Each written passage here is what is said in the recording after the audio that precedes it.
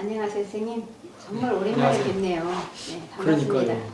예, 저주 살면서도. 네, 그 요즘에 그 폭염으로 달리고 문단의 어르신들이 많이 편찮으시다는 소식이 간간히 들려요. 그러니까요. 선생님 어떻게 지내셨어요?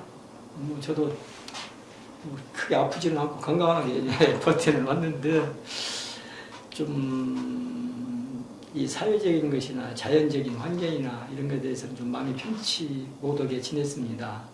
이렇게 생각해 보면 우리가 몸담고 있는 곳으로서 이 지구가 이렇게 열받아 갖고 끓고 있는데 문인으로서 시인으로서 그냥 아무 말 없이 이렇게 지내도 되는 것인가, 침묵만이 능사인가, 이런 생각을 안타깝게 해본 일이 있습니다.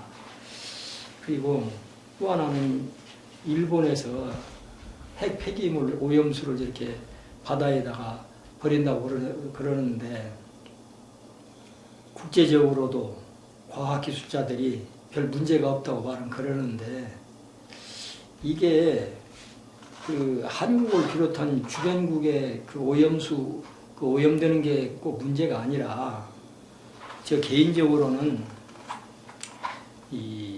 우리 인간들이 바다나 이런 자연을 지금 대하고 있는 태도가 과연 이래도 되는 것인가 이런 생각이 들고 우리도 하나의 그 생명체로서 우주 질서에 대해서 예의가 아니지 않는가. 뭐 그냥 괜찮다고 하면 다 갖다 바다에다 버려도 되는 것인가. 이런 것을 한번 생각해 볼 때 이렇게 어려운 환경이고 참 해서는 안 되는데 그 어떤 사람도 목숨 걸고 그 환경 폐기물을 버려서는 안 된다라고는 그런 시를 쓴 사람도 없고 외치는 사람도 없고 그저 그렇구나 하는 생각을 할 때에 시를 쓰고 있는 나도 조금은 부끄러운 그런 시대를 보내고 있구나 하는 생각을 해볼 때가 있었습니다. 특별한 애국자는 아니지만 예, 그런 생각도 한번 해봤어요. 붓을 들고 있는 죄니까. 네, 예. 그렇군요. 그러니까 이제 이렇게 폭염에 난린데 네. 또 우리가 또 한쪽에서는 이렇게 이런 작가들의 기록을 남기기 위해서 예. 이런 정말 평화롭고 가치 있다고 생각하는 일을 또 하고 있단 말이죠. 아이러니죠.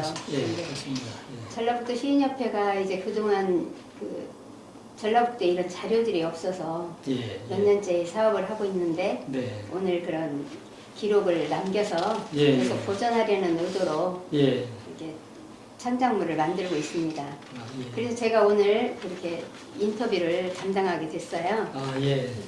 저로 봐서는 참 다행으로 생각하고 있습니다. 네, 선생님은 이제 제가 살펴는 봤습니다만 예.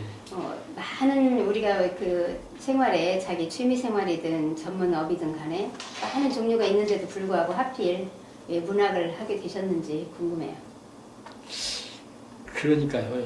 그 한마디로 딱 대답을 하기는 뭐하는데 듣고 보면은 좀 편한 말로 운명적인 것인가 하는 생각도 들고 그렇습니다. 그런데 초등학교 다닐 때부터나 좀 촌놈이다랄지 시골놈이다랄지 이렇게 하면서 별로 좋은 얘기를 태생자리에 대해서 좋은 얘기를 못 들고 살아왔는데 그래서 내가 좀 공부를 하고 책을 읽고 읽는 것이 끝나는 것이 아니라 써서 내 마음을 흔적으로 남겨놓고 그래야 할 필요가 있지 않겠느냐 싶어서 일찍부터 나는 내가 그렇게 생각을 했습니다.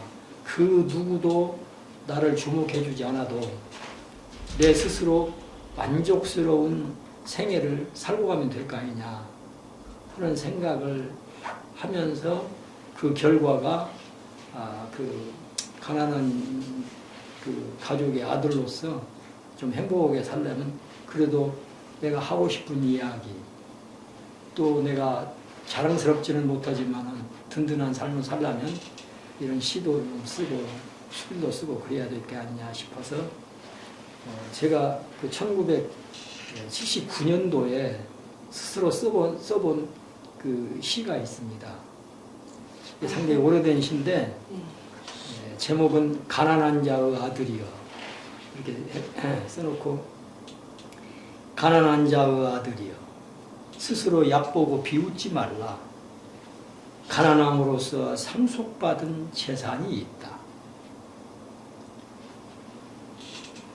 굳센 마음과 무슨 일이고 꺼리지 않고 하는 힘, 작은 것도 고맙게 여기는 고운 마음, 가난하기 때문에 슬픔을 견디는 힘, 우정이 두텁고 어려운 사람을 도우려는 상냥한 마음이, 그것은 임금님도 상속받고 싶은 재산인 것이다. 우리는 돈이 없어 비록 불편할지언정 마음만은 떳떳하고 숭고한 것이다.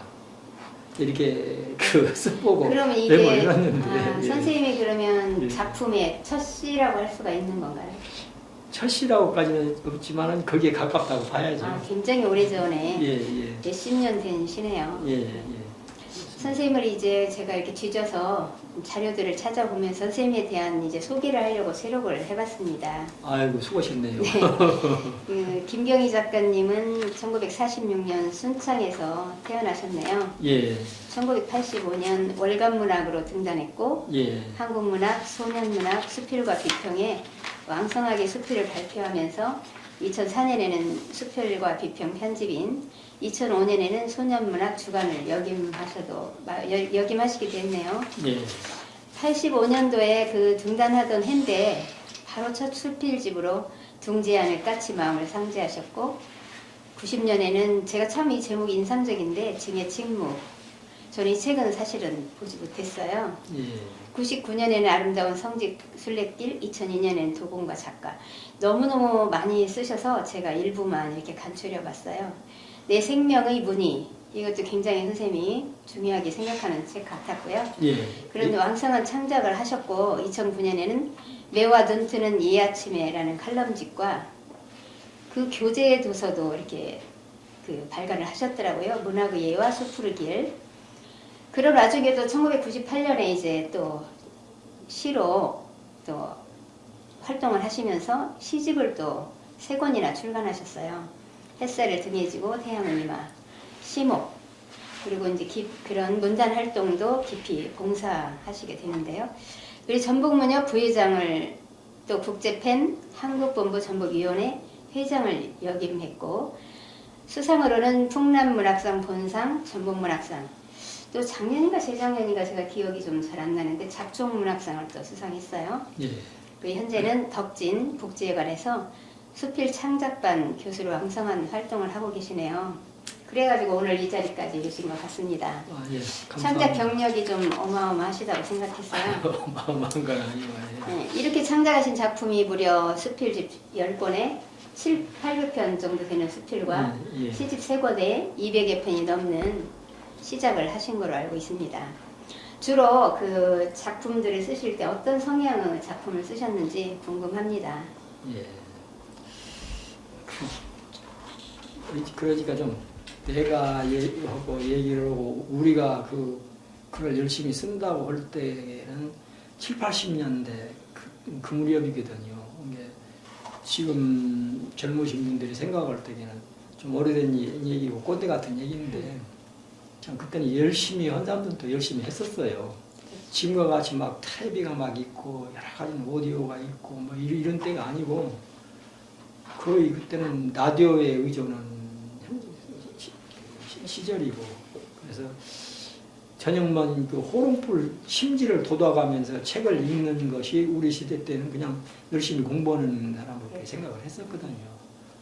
그래서 돌아가신 작고 오신 전주대학교 그 인문대학장인 이기반 교수도 뭐 그런 얘기를 했고, 또 금년 5월 13일 날 작고 하신 최승범 선생님도 그랬지만은, 열심히 자기가 읽고 쓰고 하는 것을 당연한 걸로, 문학을 하는 사람들은 열심히 읽고 쓰고 공부하는 것을 당연한 길로 알고 간 거죠. 그게 선비의 길이고, 그게 하나의 공부한 사람은 풍류라고 이제 그래서 한번 등단한 사람들도 대개 보면 3년마다 책을 한 권 내는 어떤 그런 기간이죠. 어떤 석사, 박사 하신 분들도 뭐 한 3, 4년이면 자기 논문도 하나씩 쓰고 그러지 않습니까? 그런 식으로 해왔습니다. 근데 저는 그 징의 침묵이라는 그 수필을 낼 때에 우리가 사물놀이를 하다 보면 북, 장구, 꽹과리, 짐 이렇게 있잖아요. 이 꽹과리나 이 장구 같은 것은 비교이 말을 많이 하고 시끄럽고 여러 가지 여러 소리를 많이 해야죠. 숨가쁘게 하고. 그런데 이 짐 같은 것은 어떤 클라이막스에 있을 때에 딱 한 번 자기가 올려줌으로써 그 모든 것을 재해보면서 지금까지 해왔던 얘기를 대표할 수 있는 의미와 이미지가 있는 것 같더라고요. 그래서 지인의 울림소리가 또 그 산사에 있는 범종소리 같이 계곡을 넘고 산을 넘고 다음 마을까지도 이렇게 은은히 여운이 있게 이렇게 울려가고 그런 걸 생각해서 내가 꽹과리나 이런 장구나 이것보다는 징해 같은 어떤 그런 한마디의 그 여운이 길게 여러 사람들의 마음을 이렇게 안아주면서 그런 그 생명력이 있는 글을 써보면 어땠겠는가 싶어서 징의 침묵이라는 책을 제목을 정해놓고 그걸 꾸준히 좀 그렇게 연구를 하면서 좀 스며드는 그런 글을 써보자. 그때 또 그 시절이 전두환 시절이어가지고 학생들이 또 데모를 많이 하고 그랬었습니다. 시끄럽고 그때 한쪽 그 운동장 가상에서 작은 바위 위에 앉아서 인생을 어떻게 살아야 할 것인가.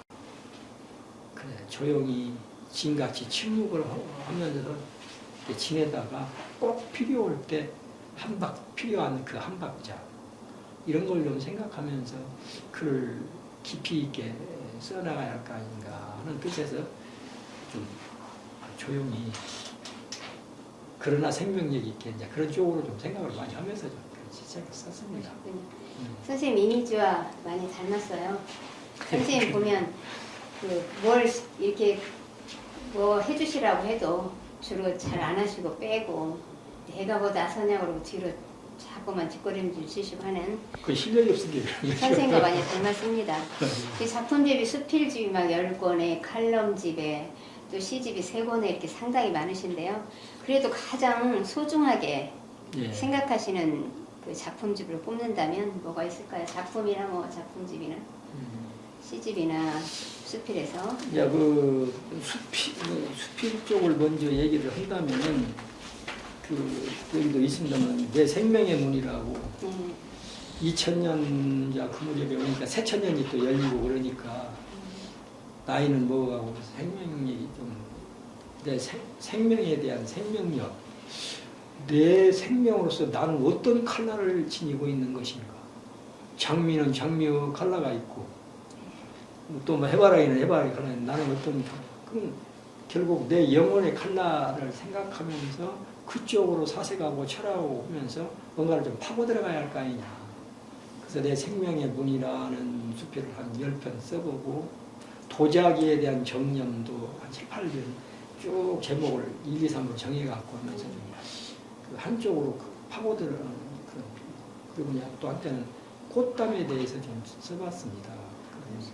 그 꽃담을 서울가갖고 경복궁 일부러 가가지고 사진 찍어갖고 그런 걸 보고 그렇게 하면서 좀 수필을 쓰든 시를 쓰든 자기가 어떤 전공 분야가 있어가지고 어떤 도공이 진짜 자기 그 도자기를 자기가 원하는 도자기를 구워낼 때까지의 그 여러 가지 정성과 치정과 하나의 제대로 된 흙을 골라오는 과정에서부터 물레질, 시간의 물레질이라고 하지만 도공들은 흙의 물레질이 되겠죠.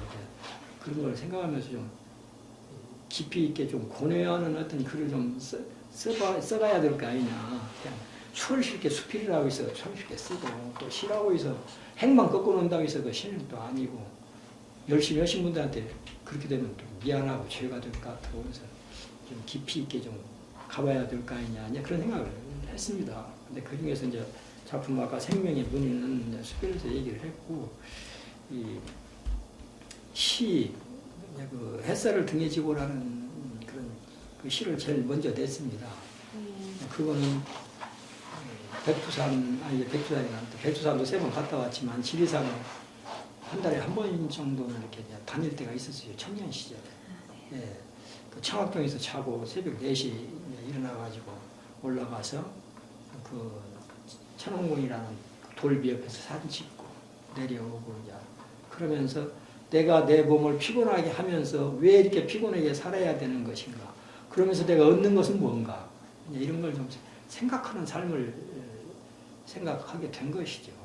그러면서 겨울 같은 때는 이제 거기서 이렇게 내려오다 보면은 구상나무라고 그 6.25 때 불에 탄 그런 나무가 하얀 뼈만 이렇게 남아있는 그러면서 살아있는 그런 나무들이 있더라고요. 사람 같은 거는 뼈만 남아있다고 봐야 할까? 근데 그 나무 자체는 살아있더라고요. 불에 탔지만. 그래서 저런 나무는 죽어서도 살아있구나.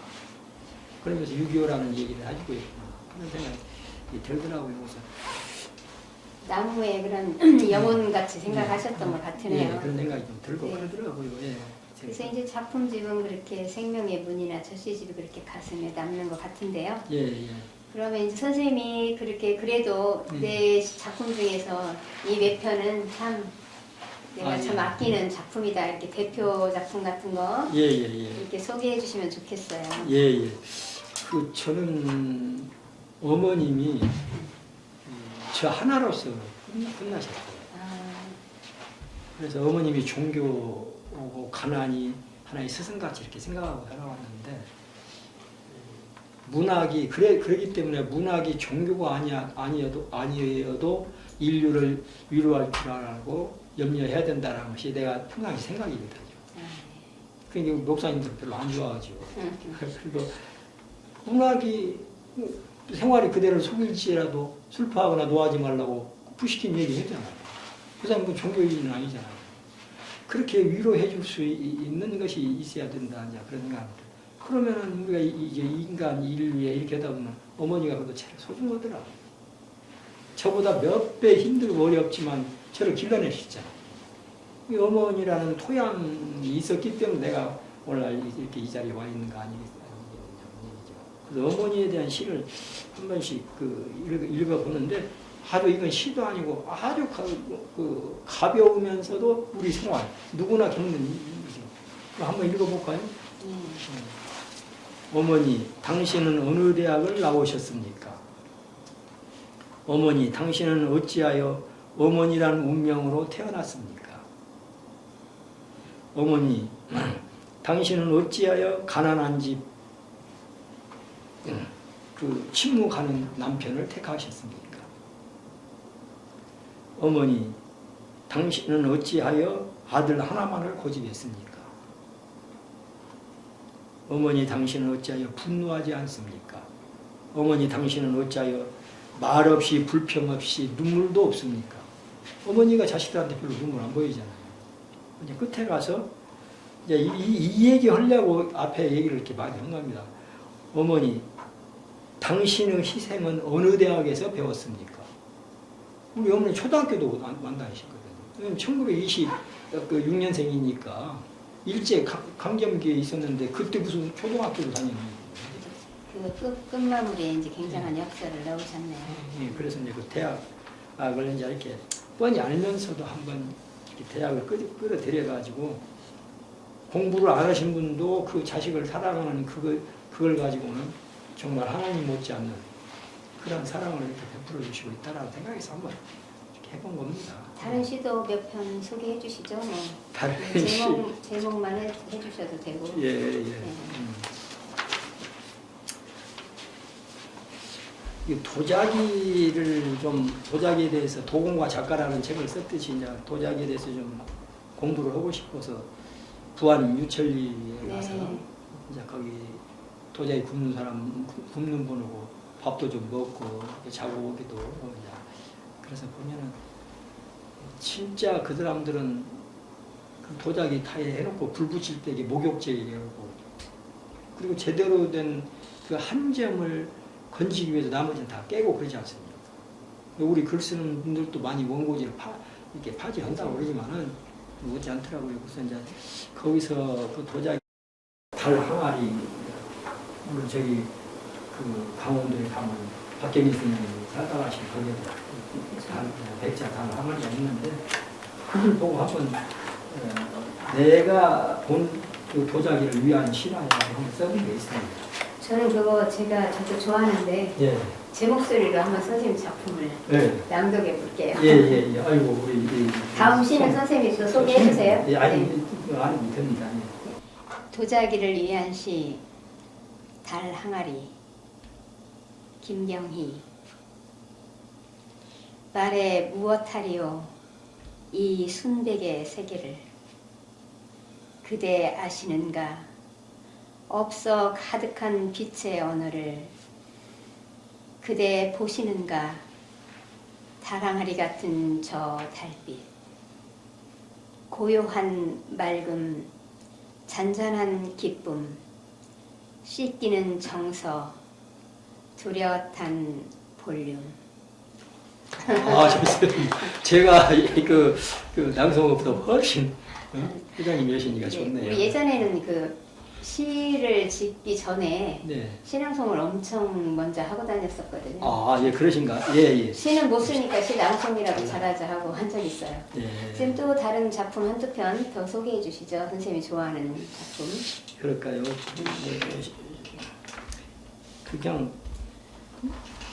결혼한 지 오래됐은 게 아내가 그리운 시간이라는 시를 한 편 네. 읽어보겠습니다. 이게 결혼 30주년 때 이제 쓴 것인데 벌써 20년 전 얘기입니다. 아내가 그리운 시간, 결혼 30주년. 겨울로 가는 시간이 길어지면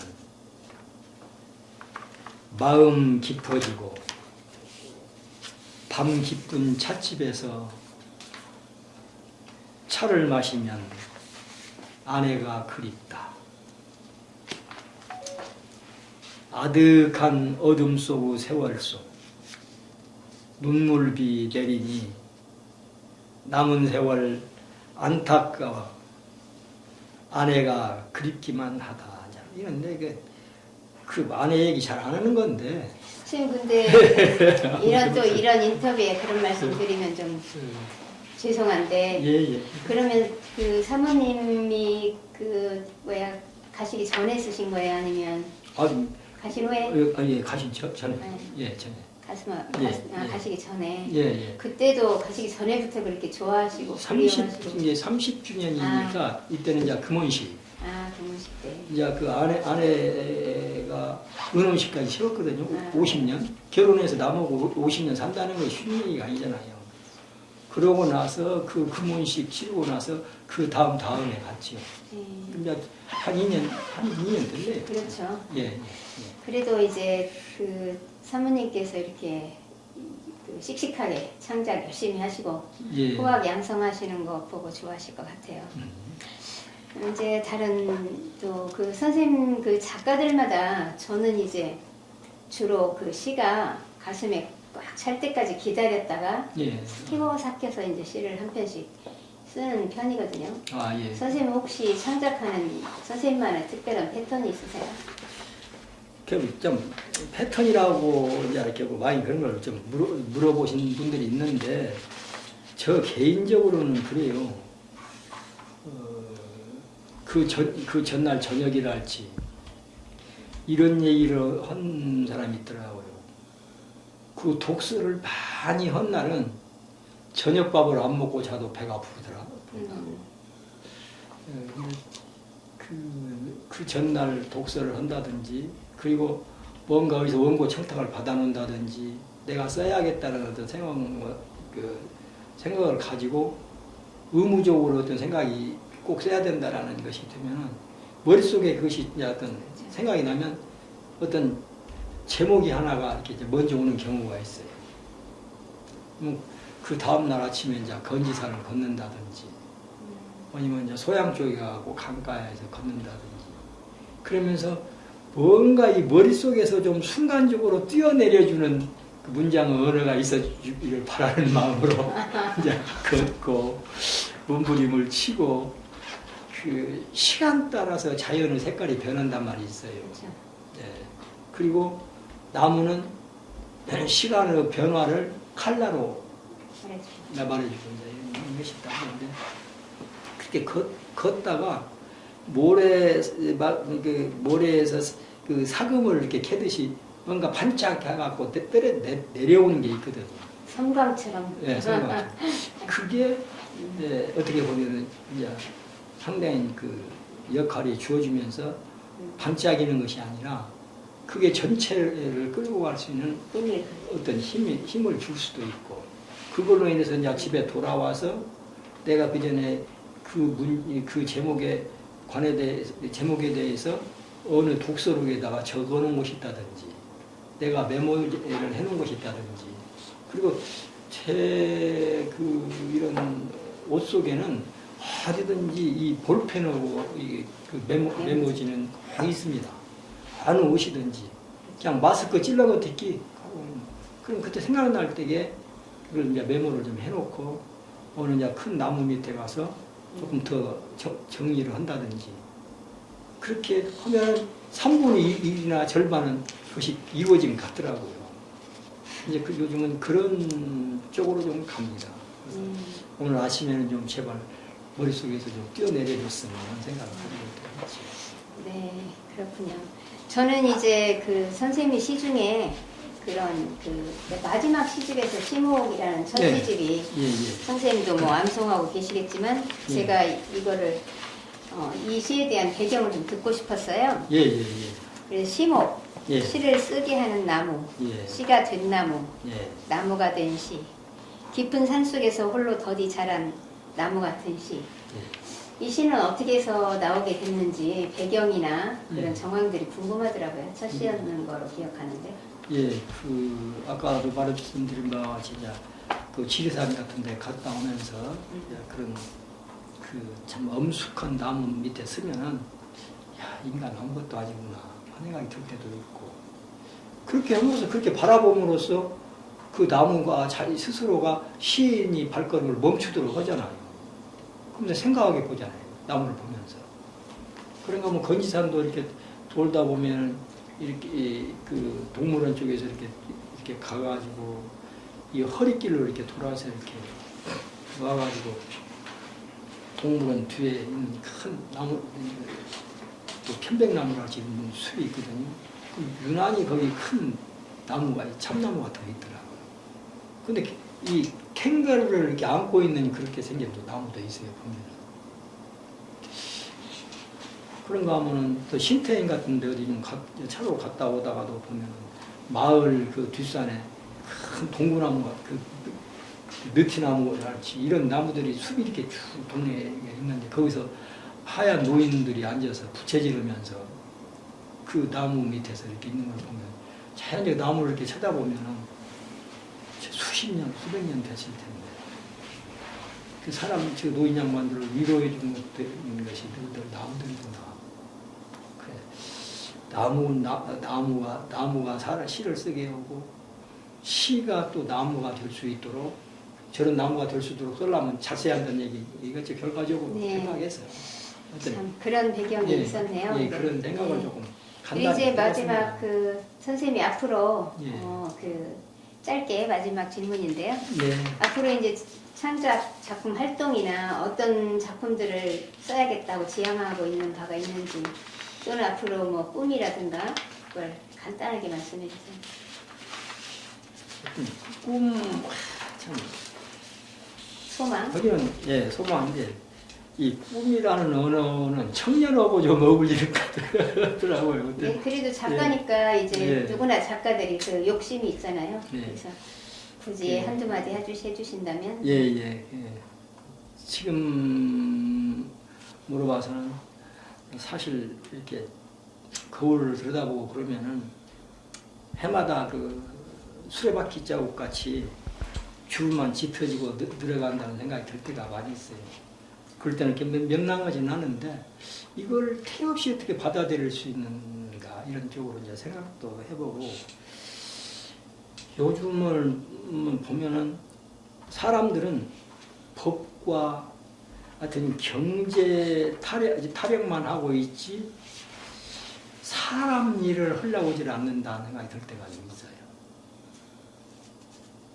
법대로 하고 뭐 원칙대로 그 경제적인 어떤 것만 하지 사람다운 사람이랄지 인간의 행복이랄지 청년들의 미래에 대한 어떤 그 행복은 어떤 무엇을 제공한다지 이런 것이 사람이 해야 할 일은 안 하고 그런구나 하는 생각이 좀 들 때 있어서 나라도 그 사람다운 사람의 길에서 나를 찾아가는 어떤 그 길에 좀 성실하자 하는 생각을 좀 문학적으로 좀 한번 생각을 해볼 때가 있습니다. 그러니까 이제 인간으로서 그 남은 생을 인문학적 소양이라든가 예, 예. 사람을 이렇게 잘 그 연결감을 가지고 소통하고 예. 이무하고 예. 그런 작품 활동이던 그런 삶을 사시고자 하시네요. 네. 예, 해본 거죠. 선생님답습니다. 그 하나 더 배우자 붙이자면은 네. 외로우니까 사람이다. 그 말 한마디 갖고 정호성이는 평생 간 뒤에도 될 거예요. 그 사람은 남을 거예요, 정호성이는. 근데 왜 나는 그렇게 그런 문장 하나를 이렇게 집어내지를 못하는가. 그 나이가 이 정도 돼가지고도 하면서 자괴스러울 때가 있어요. 그런데 그런 그 명문장을 생각해 본다는 것은 내 욕심일 것이고, 그 아무튼 나로 봐서는 어떤 양보다 질. 우리가 항상 그랬잖아요. 양보다 질. 그런데 거기다 조금 더 보태서 양보다 질도 좋고 질보다는 감동의 여운에 마음 걸고 한번 그 제대로 어떤 그 시를 쓰려고 공부를 하는 그런 마음가짐을 가져야 되겠다 하는 생각을 스스로 한 번씩 해봅니다. 네. 제가 언제 선생님의 그런 것들을 찾아서 연락드릴게요. 예. 선생님이 그 어느 칼럼에 인터뷰인가 거기에 예. 앞에 아무것도 붙일 게 없고 계속 배우고 있으니까 나는 문학인이라고만 하겠다. 예, 예, 예. 그런 문구가 생각납니다. 예. 오늘 선생님 만나뵙게 돼서 너무 반가웠고요. 예. 예전부터 막걸리 한잔 하려고 했는데 말만 그렇고 10년이 흘렀어요. 예, 네. 그랬어요, 선생님. 오늘 반갑고 감사했습니다. 아, 예. 사회자 선생님 복이 있어서 오늘 상당히 힘든 인터뷰로 알고 왔는데 그래도 그냥 어떻게 넘어갔네요. 덕분입니다. 아니요, 반갑습니다. 예. 감사합니다. 선생님도 수고하셨습니다.